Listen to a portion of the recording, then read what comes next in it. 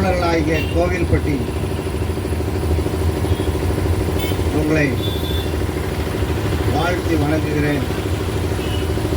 இந்த நேரத்தில் இரண்டாவது ஒரு 5-6 பேர் இங்கே கூடியிருக்கிறாங்க. என்னமோ ஒரு கட்சி கொடி பறக்குது, இதெல்லாம் நீங்கள் வேடிக்கை பார்த்துக்கலாம். புதுசாக இந்த கொடி பறக்குது, இவங்க யார், எங்கேருந்து வந்தவங்க எல்லாம் ஒரு தோண்டலாம். இது தமிழர் நீதி கட்சி, அரியலூர் மாவட்டம் ஜெயமண்டாரத்தில் இதனுடைய தலைமை அலுவலகம் இருக்கு. தமிழர்களுக்காகவே போராடுகிற இந்த தமிழர் நீதி கட்சி முதலாக இந்த கோயில்பட்டியிலே நாங்கள் ஆரம்பித்திருக்கிறோம். இதில் என்ன, இந்த கட்சியினுடைய நோக்கம் தமிழ்நாட்டுடைய பொருளாதாரம், தமிழ்நாட்டுடைய நீர்நிலைமைகள், தமிழ்நாட்டுடைய வழிஸ்தலங்கள், தமிழ்நாட்டுடைய தாது பொருட்கள் எல்லாம் கொள்ளையடித்துக் கொண்டே இருக்கிறார்கள். நான் இந்த பஸ் ஸ்டாண்டில் பார்த்தேன், வெள்ளரிக்கான்னு விற்கிறாங்க. தன்னுடைய ஒரு ஜான் வைத்த அவங்களால நிரப்புறதுக்கு என்ன போராட்டம் பண்றாங்க. கோயில்பட்டி மக்களே கேளுங்க, அதனுடைய ஒரு ஜான் வயிற்றிற்காக வேலை கிடையாது. தமிழ்நாட்டில் எல்லாருக்கும் வேலை கொடுக்க முடியல. தமிழ்நாட்டில் எல்லா விவசாயம் செத்து போச்சு. அன்றாடைய அவங்களுடைய தேவைகளுக்கு அவங்களுடைய ஒரு ஜான் வயிற்றை நிரப்புறதுக்கு வெள்ளரிக்காய் அந்த பஸ்ல எவ்வளவு ஸ்பீடு வந்தாலும் அது போராடி அவருடைய வாழ்க்கையை நடத்தி கொண்டிருக்கிறான். கோயில்பட்டி, என் இனமான கோயில்பட்டி ஜனங்களே, நன்றாய் கவனித்துக் கொள்ளுங்கள். தமிழ்நாட்டுடைய வளங்கள், தமிழ்நாட்டுடைய மக்கள் அழைந்து கொண்டிருக்கிறார்கள். ஒவ்வொரு நாளும் தமிழ்நாட்டிலேயே எத்தனை குடித்துவிட்டு பல இளைஞர்கள் மரித்துக் கொண்டிருக்கிறார்கள். தமிழ்நாட்டுடைய மது போதையினால் ஆக்சிடென்ட், சாவுகள், பலருடைய இளம் பெண்கள் தாலி இல்லாமல் பிள்ளைகளோடு அனாதியாய் வாழ்ந்து கொண்டிருக்கிறார்கள். அந்த பிள்ளையுடைய நிலைமை என்ன? இதெல்லாம் நாம் தமிழர்களை நாம் சிந்திச்சோமா? அடுத்த குடியானவன் குடித்து விட்டு அவன் எங்கேயோ மரித்து போகிறான், அதனுடைய குடும்பங்கள் என்ன ஆகும்? இதையெல்லாம் தமிழ்நாட்டுடைய படித்த இளைஞர்கள் நீங்கள் யோசிக்கணும், ஒவ்வொரு யோசிக்கணும். தமிழ்நாட்டில் சொல்லுவாங்க, என்ன வளம் இல்லை என்ற திருநாட்டில் என் கையை ஏந்த வேண்டும் வெளிநாட்டில் சொல்லி தமிழ்நாட்டை அவ்வளவு பெருமையாக படிச்சிருக்கான். நம்ம நாட்டில் இல்லாத வளங்களா? நம்ம நாட்டில் இல்லாத எல்லா தண்ணியா? பாருங்க, காவேரிக்காக பல இந்த திராவிட அரசுகள் மாறி மாறி போராட்டம் பண்ணிக்கிட்டே இருக்கு. இந்த இந்திரா காந்தி பீரியட்ல இருந்து இந்த கர்நாடகா காவேரிக்காக இங்க தண்ணி விட மாட்டேங்கான், அங்க அடைக்கிறான், இங்க அடைக்கிறான், எல்லாம் போராடிக்கிட்டே இருக்கான். இந்த காவேரி உற்பத்தி ஆகிற இடம் எதுங்க தெரியுமா? ஒரு குடகுமலை, தமிழ்நாட்டுடைய எல்லை. தமிழ்நாட்டினுடைய எல்லையை உற்பத்தி ஆகிற இந்த காவேரி ஏதோ ஒரு ஆற்று வேகத்தில் கேரளா அந்த கர்நாடகத்துக்குள்ள போயிடுச்சு. இதை போய் அவன் ஒரு அரசியல் ஆக்கிட்டு, இதை போய் அவன் ஒரு தண்ணி விட மாட்டேன், என் இடத்துக்குள்ள தான் போகுது. இது கர்நாடகத்தில் உற்பத்தி ஆகுதா? குடகுமலையில் உற்பத்தி ஆகுது, தமிழனுடைய எல்லையில் உற்பத்தி ஆகுற. இதை நம்முடைய தமிழர்கள் எல்லாரும் யோசிக்கணும். ஏன் நம்முடைய தண்ணியை மறைச்சிக்கிட்டு, நம்முடைய எல்லையில உற்பத்தி ஆகிற தண்ணியை மறைச்சிக்கிட்டு இவ்வளவு சேட்டை பண்ணிட்டு இருக்கான் கர்நாடகக்காரன்?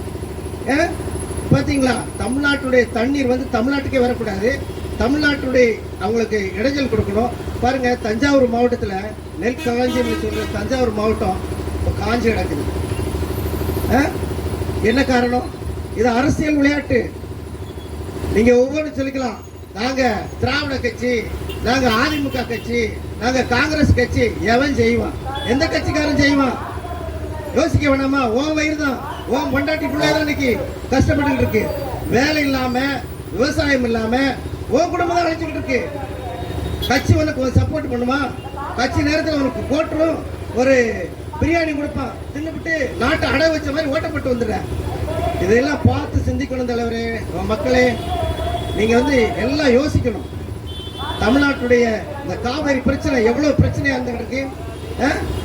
போராடுறதுக்கு என்னமோ மத்திய ஆய்வுக்குழு வச்சிருக்கானா, நம்ம தண்ணியை உற்பத்தி பண்றதுக்கு ஆய்வுக்குள்ள வச்சிருக்காங்க. பாருங்க எவ்வளவு தமிழ்நாட்டுக்கு தண்ணி வரக்கூடாது, தமிழர் மக்களை முன்னேறக்கூடாது, தமிழர்கள் விவசாயம் பார்க்கக்கூடாது என்று பல பிரச்சனைகளை நெருக்கடி கொடுத்துட்டு இருக்கான். ஏன்னா இது சென்ட்ரல் கவர்மெண்ட் சேர்ந்து தான் சொல்றேன் நான். இது கர்நாடக அரசு மட்டும் இல்லை, மத்திய அரசும் சேர்ந்து தான் தமிழர்களை வாழ விடக்கூடாது, தமிழர்களை முன்னேறக்கூடாது. அவன் விட்டா பெரிய ஆள் ஆயிடுவான். அவருடைய எல்லா தமிழர்களுக்கு ஞானம், தமிழர்களுக்கு அறிவும், இஸ்ரேல் நாட்டுடைய இஸ்ரேல் ஜனனுடைய அறிவும் ஒண்ணு தெரியுமா? தமிழர் சாதிக்காத இடமே கிடையாது. அவங்கள போய் நம்மளை போய் என்ன இடைஞ்சல் பண்ணிட்டு இருக்காங்க தெரியுமா கர்நாடக அரசு? இன்னொன்னு பாருங்க, இந்த செண்பகவல்லி தமிழ்நாட்டுடைய இடத்துல தான் உற்பத்தி ஆகுது. உள்நாட்டு மேற்க நம்முடைய தென்காசி மாவட்டம் சிவகிரிக்கு மேற்கு அந்த தண்ணி தமிழ்நாட்டுடைய எல்லையில உற்பத்தி ஆகிற தண்ணி. பாருங்க, அது ஒரு வழியில விழுந்து அரிச்சு அந்த பக்கம் விழுந்துருச்சு. அது விழுந்ததுனால தண்ணி கேரளா பக்கம் போயிடுச்சு. பாருங்க, அந்த தண்ணி ஏதோ இயற்கை சூழ்நிலையில உடைஞ்சு போயிடுச்சு. அதை அடைச்சு கொடுக்கறதுக்கு திராவிட அரசர்கள் மாறி மாறி மோதிக்கிட்டு இருக்காங்க. இன்னும் அடைச்ச பாடில்லை. தமிழ்நாடு இந்த தண்ணீர் எங்க கேரளா பக்கம் போகுது. தமிழ்நாட்டுடைய எல்லைகள் எல்லாம் வறண்டு போய் கிடக்குது. கிழக்கு நோக்கி வர்ற தண்ணி எல்லாம் நான் லாஸ்டா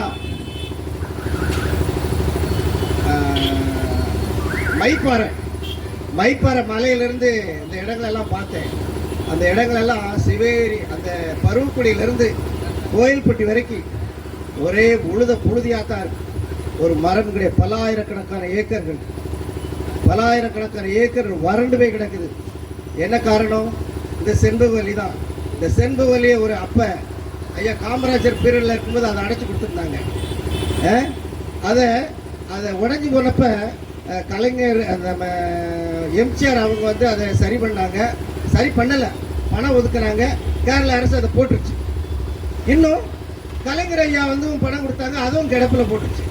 இப்படி மாறி மாறி போட்டதுனால கேரள அரசுக்கு அதை வச்சு ஒன்றும் செண்பகவல்லியால் ஒன்றும் செய்ய முடியாது. அந்த தண்ணி வீணா அந்த கேரளாவில் இருக்கிற அம்பை ஐயப்பன் கோயிலுக்கு போகிறவங்க எல்லாருக்கும் தெரியும். அம்பையில் குளிச்சுட்டு தான் அந்த கோயிலுக்கு போவாங்க. அந்த தண்ணி நம்முடைய தண்ணி. கிழக்கு நோக்கி பாய்கிற அந்த தண்ணி மேற்கு நோக்கி ஓடிக்கிட்டு இருக்கு. வீணா அரபிக்கடலவே கலக்கிட்டு இருக்கு. என்ன காரணம்? அரசியலுடைய சூழ்ச்சி. இவங்களுக்கு இங்க கம்யூனிஸ்ட்காரங்க குதிப்பான், நாங்க அதை சாய்ச்சிரோம்னா கேரளா கிட்ட பேச மாட்டாங்க. ஏங்க அச்சுதானந்தர் ஒரு தடவை நம்ம மடையை கூட இடிக்க வந்தார் தெரியுமா? மறித்து போய் விட்டார். அவ்வளவு வெறி பிடித்தவர்கள். தமிழ்நாட்டுக்கு எப்படி தண்ணி கொடுப்பாங்க? அரசியல்வாதிகள் என்னதான் பேசுறாங்க திராவிட கட்சிகள். பாருங்க, இங்க கோயில்பட்டி பல ஆயிரக்கணக்கான ஏக்கர்கள் வறண்ட பூமியா இருக்கு. நம்ம செண்பகவல்லி அந்த நதியை சரி பண்ணியிருந்தா இந்த கோயில்பட்டி 3 போகம் விளைஞ்சிருக்காதா? கோயில்பட்டியில வாழையும் கரும்பு உற்பத்தி ஆகி இந்த ஜனங்கள் எல்லாம் நல்லா பசியார சாப்பிடுவாங்கல்ல. இந்த கோயில்பட்டி மாவட்டம் நல்லா முன்னேறி இருக்குல்ல. ஏன் இந்த கோயில்பட்டி மாவட்டம் வந்து கரிசக்காடு, இந்த விவசாய பூமியை நம்பி இந்த கோயில்பட்டி மாவட்டம் வரப்போது. இந்த கோயில்பட்டி ஒரு விவசாய பூமி. அப்படியேப்பட்ட நம்முடைய விவசாய பூமிக்கு இந்த செண்பகவல்லி, இங்கே ஒரு அம்மன் கோயில், செண்பகவல்லி அம்மன் கோயில் இருக்கு. இதுக்கெல்லாம் ஒரு ஆதாரம். செண்பகவல்லி அண்ணன் போயிட்டு அங்கே ஒரு நமக்கு உற்பத்தி ஆகிற தண்ணி தான் கோயில்பட்டி வழி வந்து வெப்பக்கோட்டை டேமுக்கு போகுது. அப்படிப்பட்ட அந்த செண்பகவல்லியை இன்னும் வரைக்கும் அந்த உடம்பு சரியாகலை. இது அரசுகள் இதை செய்யலை. நம்முடைய அரசியல் தலைவர்கள் எல்லாம் பாராளுமன்றத்துக்கு போகிறாங்க, ஓட்டுக்கு மட்டும் செண்பகவல்லியை பேசுவாங்க. நாங்கள் செண்பகவல்லியை கொண்டு வந்துடுவோம், அதை சாதிச்சிருவோம், செண்பகவல்லியை பாலாறு தேரும் கிழக்கு திக்க ஓடும் அப்படி சொல்லி ஏமாற்றிக்கிட்டே இதுவரைக்கும் ஏமாற்றிட்டாங்க. இன்னும் செண்பகவல்லியை தயவு செய்து அரசியலாக்க வேண்டாம். நமக்கு வேண்டியது இந்த இந்த செண்பகவல்லி வந்து நமக்கு வந்து அது கிழக்கு நோக்கி வந்திருந்தா குடிநீரும் நமக்கு தேவையான தண்ணீர், விவசாயத்துக்கு தண்ணீர் 3 போகம் எடுத்துக்கிட்டு இருக்கலாம். வற்றாத ஒரு ஜீவ நதி இன்று கேரளா பக்கம் உடைஞ்சு விட்டுருக்கு. அதை யாருமே நீங்கள் கவனிச்சு போராடுறதுக்கு முன் வாருங்க இளைஞர்களே. இன்னொன்று பார்த்தீங்கன்னா, அந்த செண்பகவல்லி வர்ற அந்த நிச்சேப நிதியில் ஒரு காந்தி அஸ்தி அரைச்சிருக்கிறாங்க. தமிழ்நாட்டுடைய தந்தை என்று போற்றப்படுகிற மகாத்மா காந்தி நிச்சேப நதி அந்த ஆற்றங்கரையில் அவருடைய சாம்பலை கரைச்சிருக்கிறான். ஏன்னா தமிழ்நாட்டில் இந்தியாவிலேயே 3 இடத்துல தான் காந்தியை வந்து அந்த ஆஸ்தியை கரைச்சிருக்கிறான். ஒன்று கங்கை, 2வது ராமேஸ்வரம், 3வது செண்பகவல்லி, அந்த நிச்சேப நதி. இந்த செண்பகவல்லி ஓடுற ஆற்றுல தான் கரைச்சிருக்கான். ஏன் அந்த அரசாங்கத்துக்கு தெரியாதா? கங்கைக்கு ஒதுக்குற கோடிக்கணக்கான ரூபாயை இந்த செண்பகவல்லி கணக்க சரியா தெரியாதா? எல்லாமே அரசியல் சூழ்ச்சி. தமிழ்நாட்டுடைய மக்கள் வாழ்வாதாரத்தை அழிக்கணும், அவங்களுடைய அடி வயிற்றுல கை வைக்கணும், அவங்களுடைய விவசாயத்தை சாகடிக்கணும்னு ஒரு பெரிய திட்டத்தோடு அரசாங்கம் அரசியல்வாதிகள் விளையாண்டு கொண்டிருக்கிறார்கள். இதெல்லாம் விவசாயிகளே நீங்கள் கவனமா கேளுங்க. நம்முடைய அரசு, நம்முடைய வளங்கள் எப்படியெல்லாம் கொள்ளையடிக்கப்படுகிறது, நம்முடைய எப்படியெல்லாம் அழிக்கணும் அதே மாதிரி அழித்து கொண்டிருக்கிறார். இன்னும் பாருங்க, கண்ணகி சிலை. கண்ணகி வந்து நம்முடைய இடத்துல இருக்கிற கண்ணகிக்கு இப்ப கேரள அரசு அதுக்கு பாதுகாப்பு கொடுத்து ஏன் இடத்துல தான் இருக்குங்களா? என்ன அநியாயம்! அரசியல்வாதி திராவிட கட்சிகள் மாறி மாறி வந்துட்டு இருக்காங்கல்ல. இந்த கண்ணகி சிலை என்னைக்காவது எடுத்து பார்த்தாங்களா? அது இன்னைக்கு கேரள அரசு டூரிஸ்ட் பணம் வைத்து டிக்கெட் வாங்கி கேரள அரசு கவர்மெண்ட் நடத்தி கொண்டிருக்கு. ஏன் தமிழ்நாட்டுடைய கோயில, தமிழ்நாட்டினுடைய பிறந்த கண்ணகிக்கு கேரள அரசு டிக்கெட் போட்டு வசூல் பண்ணிக்கிட்டு இருக்கான். தமிழ்நாட்டுக்காரனுக்கு நீ 2 மணிக்கு மேல அங்க போகக்கூடாது, தமிழ்நாட்டுக்கு நீ பெர்மிஷன் வாங்கணும். என்ன மாதிரி நாட்டுடைய நிலைமை போது பாருங்க. இந்த தமிழ்நாட்டு அரசு என்ன மாதிரி போயிட்டு இருக்கு பாருங்க. இதெல்லாம் நீங்க தமிழர்களாகிய நீங்கள் எல்லாரும் யோசிக்கணும். நம்முடைய இடங்க, நம்ம யார் சொத்து நம்ம கேரள அரசு புடுங்கல, கர்நாடகா சேர்த்து நம்ம புடுங்கல, எந்த அரசுக்கு நம்ம கடன் வாங்கல. நம்ம இடத்தை அகபரிச்சுக்கிட்டு நம்முடைய தண்ணிகளை வச்சுக்கிட்டு அவன் விளையாண்டுக்கிட்டு இருக்கான். ஏன் இந்த அரசியல்வாதிகளுக்கு தெரியலையா? திராவிட கட்சி தானே, திராவிடம் பேசுகிற இந்த அரசியல்வாதிகள் ஏன் அவங்களுக்கு கண்ணு தெரியல? ஏன் நம்முடைய வளங்களை கொள்ளையடிக்கும் போது அவங்களுக்கு கண்ணு தெரியல? எல்லாம் யோசிக்க வேணாமா? மக்களாகிய நீங்கள் நன்றா யோசிக்க வேண்டும். நம்முடைய அடுத்த ஜெனரேஷன், அடுத்து வருங்கால இளைஞர்களுக்கு, வருங்கால நம்முடைய குடும்பங்கள் பாதுகாக்கப்படணும்னா இப்படிப்பட்ட தண்ணீர், இப்படிப்பட்ட செண்பகவல்லி அந்த அணைக்கட்டை நம்ம பாதுகாக்கணும். நம்ம இடத்துல தண்ணி வரலன்னு வச்சுக்கோங்களேன், இந்த இடம் வெறும் வனாந்தரமாயிரும், அதாவது பாழாய் போயிடும். கடல் நீரெல்லாம் உள்ள வந்துடும். கடல் நீர் வந்தா அந்த இடம் ஒன்றும் ஆகாது, குடிக்க தண்ணி இருக்காது, மற்றவரை கையேந்தி நிற்க வேண்டியிருக்கும். ஏன் நம்முடைய இடம், நம்முடைய இடத்துல உற்பத்தி ஆகிற செண்பகவல்லியை நாம் மறந்தோமானால் நாம் இன்னும் வேதனைக்குள்ளாகப்படுவோம். ஆகவே ஒவ்வொரு தமிழர்களாகிய நீங்கள் எங்களுக்கு வேண்டிய செண்பகவல்லி, எங்கள் இடத்தில் இருக்கிற உற்பத்தி ஆகிற செண்பகவல்லியை எங்களுக்கு வேண்டும் என்று ஒவ்வொரு இளைஞனும் போராடுறதுக்கு எங்களிடத்துல வாருங்கள். நாங்கள் உங்களுக்கு எல்லா இடத்திலும் உங்களுக்கு ஆலோசனை சொல்கிறோம். இன்னொன்று பாருங்கண்ண, கல்வி. இந்த கல்வியை வந்து 3 லாங்குவேஜ் படிக்கணும். எதுக்கு 3 லாங்குவேஜ்? தமிழ் வந்து ஒரு பழைய லாங்குவேஜ், கிட்டத்தட்ட 60,000 ஆண்டுக்கு முன்னாடி நம்ம தான் பேசியிருக்கோம். கடவுளால் கொடுக்கப்பட்ட தமிழ், கடவுளால் கொடுக்கப்பட்ட இந்த தமிழ், இது வந்து ஹிந்தி பேசணுமா இல்லை இங்கிலீஷ் பேசணுமா? நான் பார்க்கல, இங்கிலீஷே தேவையில்லைங்க. தமிழ்ல எல்லா அகராதியும் இருக்கு, தமிழுக்கு எல்லா சொற்கள் இருக்கு, தமிழுக்கு எல்லா பழமொழிகள் இருக்கு, தமிழுக்கு எல்லா ஆதாரங்கள் இருக்கு. ஏன் இன்னும் 3 மொழி சொல்லணும்? பாருங்க, அமெரிக்காக்காரன், ரஷ்யாக்காரன், கொரியாக்காரன், ஜெர்மன்காரன் ஒரே மொழி தான் பேசுறான்.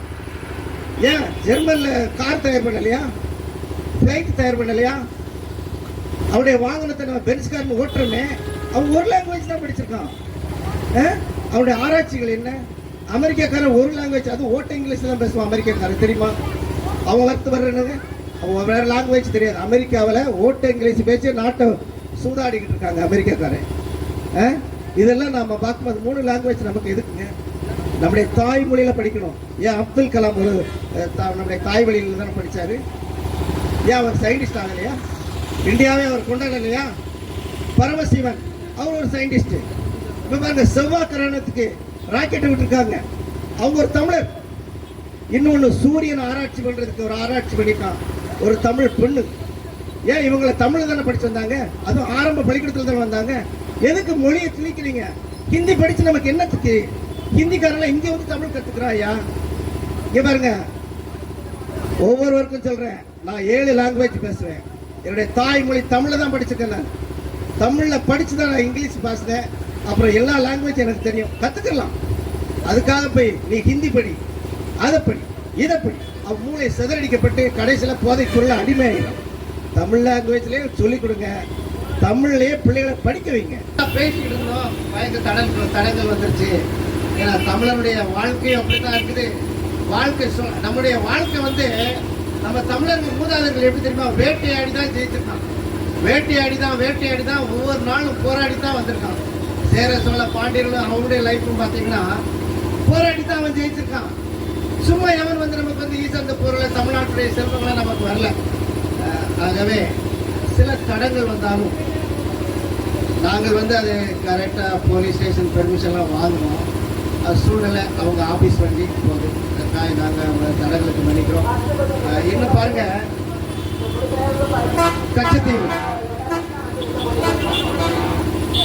கச்சத்தீவு இந்த கச்சத்தீவு தமிழ்நாட்டுடைய, அதாவது சிவகங்கை அந்த ராஜாவுடைய அவங்க சொந்த இடம். ராஜாக்கள் அந்த காலத்தில் போட்டில் போய் அங்கே ரெஸ்ட் எடுத்துட்டு நைட்டில் அவங்கெல்லாம் அந்த காலத்தில் அந்த மீனெல்லாம் பிடிச்சிட்டு வர்ற அந்த வலைகளெல்லாம் காய போட்டுருக்கிற அந்த சிவகங்கையில் இருக்கிற சிவகங்கை ஜமீனோடு இருந்த அந்த கச்சத்தீவு இன்னைக்கு பார்த்தீங்கன்னா 24 பேர் கைதி விலங்கு போட்டு கொண்டு போகிறான். நம்முடைய இடம், நம்முடைய தமிழர்கள் மீன் பிடிக்க போன இடத்துல நம்முடைய இடங்க கச்சத்தீவு. ஏன்னா ஸ்ரீலங்கா அப்பா வீட்டில் இருந்த சொத்து வந்தாலும் மகேந்திர பாஞ்சு வச்சு கொடுத்தானா? என்ன உரிமைக்காக மயத்துக்காக வந்து நம்ம மீனவர்களை கைது பண்றான். இதை தமிழ்நாட்டு அரசு அவன்கிட்ட விட்டுவிட்டு இன்னைக்கு வந்து அதை கச்சத்தீவை எடுக்க முடியாம முக்கியம். 2 அரசும் நாங்க கச்சத்தீவை மீட்டுருவோம், நாங்க வந்து கச்சத்தீவை மீனவர்களை மீன் பிடிக்கலாம். இதுவரைக்கும் 850 மீனவர்களை சுட்டு கொண்டிருக்காங்க. 850 அப்பாவி வயிற்றுக்காக பிழைப்புக்காக மீன் பிடிக்க அந்த கடல்ல சுட்டு கொண்டிருக்கான். அவருடைய விசை பல லட்சக்கணக்கான படகுகளை பறிமுதல் பண்ணிருக்கான். இந்த அரசாங்கம் கேட்டுச்சா? நம்முடைய இடங்க கச்சத்தீவு.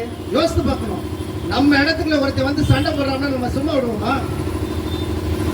நான் பேசுறது ஏதோ கேரளாவில் நமக்கு பிச்சை கொடுக்கல, கர்நாடகா பிச்சை கொடுக்கல, ஸ்ரீலங்காக்காரன் நமக்கு பிச்சை கொடுக்கல. நம்முடைய இடங்க கச்சத்தீவு, நம்முடைய இடம். எப்படி நீ வார்த்தை கொடுத்த? ஸ்ரீலங்காக்காரன் இன்னைக்கு ஒருத்தர் சூடு தள்ளுறானே, இதை நீ தமிழர்களே நீங்க யோசித்தீங்களா? திராவிட கட்சிகள் 2 மாறி மாறி வருது. இந்த கச்சத்தீவை பத்தி என்னைக்காவது பேசுனீங்களா?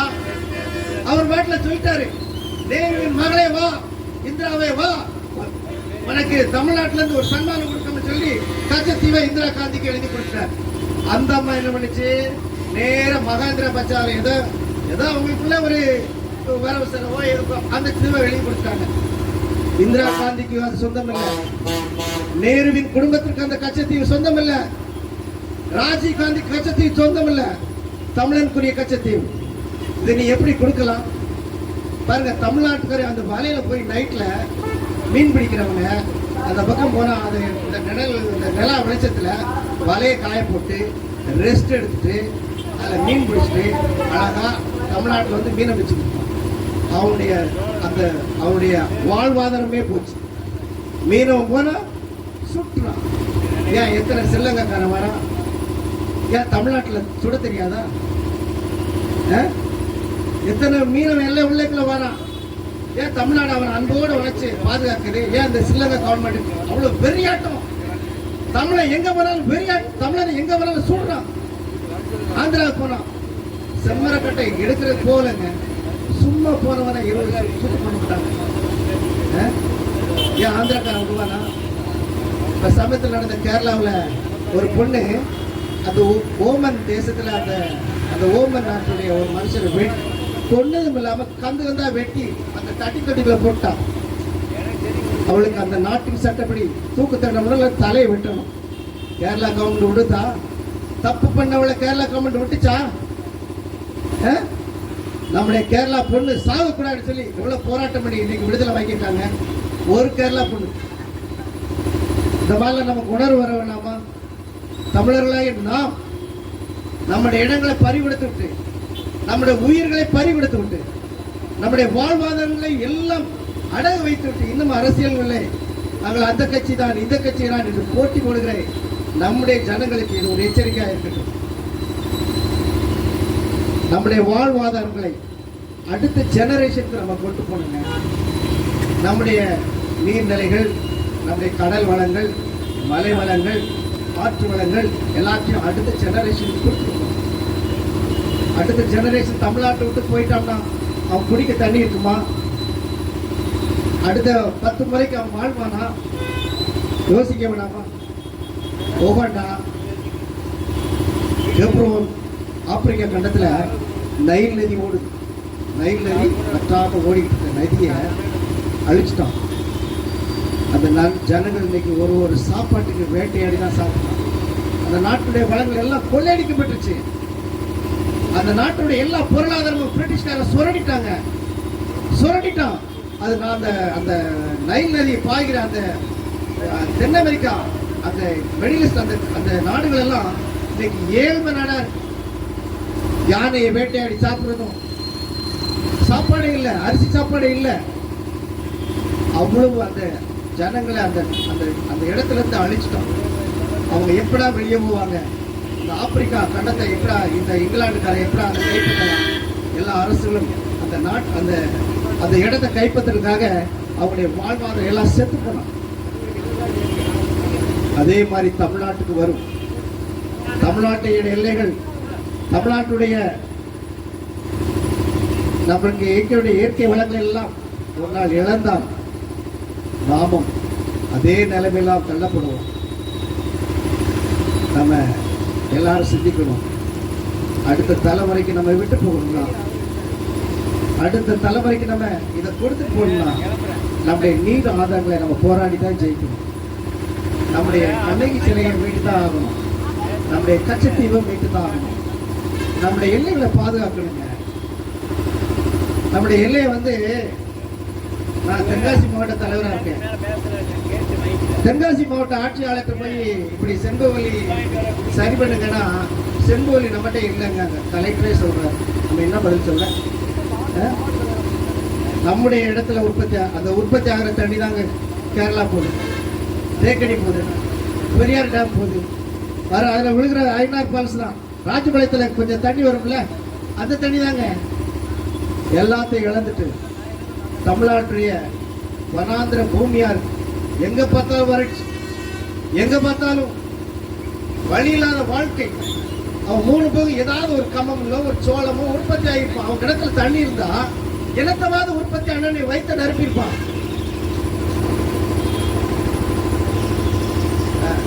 அதனால நம்முடைய எல்லை வளங்களை நம்ம பாதுகாத்தாலே போதுமா? நம்முடைய பொருளாதாரத்தை நம்ம பாதுகாத்தாலே போதும். மற்றவனை உள்ள வராதபடி நம்முடைய எல்லைகளை பாதுகாத்து நம்முடைய பொருளாதாரத்தை வளர்த்தா தமிழ்நாடு எங்கேயோ போயிருங்க. இன்னும் உலக அரசியல்ல பேசிக்கொண்டிருக்கிற ஒரு இதை சொல்றேன். தமிழனை வளர விட்டா உலகம் ஃபுல்லா தமிழன் தான் ஆளுவாம்னு எல்லா உலக தலைவர்கள் எல்லாம் யோசித்து கொண்டிருக்கான். தமிழன் இதோட நசுக்க வேண்டும் என்று தீர்மானம் கொண்டிருக்க உலக தலைவர்கள், அவர்கள் மத்தியில் நாம் வாழ வேண்டும் என்பதை தைரியமாய் இளைஞர்களுக்கு சொல்லுகிறேன். நமக்கு இருக்கிற ஆதாரங்களை நாம் மீட்டு எடுக்க வேண்டும். நமக்கு இருக்கிற பொருளாதாரத்தை நாம் மீட்டு எடுத்தா தான் தமிழ மாதிரி இருக்கலாம், தமிழ்நாடு மாதிரி இருக்கும் என்பது அருமை தோழர்களே, வயல்பட்டி வாழ் என்னுடைய உறவுகளே, உங்களை தயவாய் கேட்டுக்கொள்கிறேன். தமிழ்நாட்டுடைய கனிமங்களை பாதுகாப்போம், தமிழ்நாட்டுடைய இயற்கை வளங்களை பாதுகாப்போம், தமிழ்நாட்டுடைய எல்லைகளை பாதுகாப்போம் என்று சொல்லி உங்களை தயவாய் வேண்டிக் கொண்டு உரையை முடிக்கிறேன். நன்றி, வணக்கம்.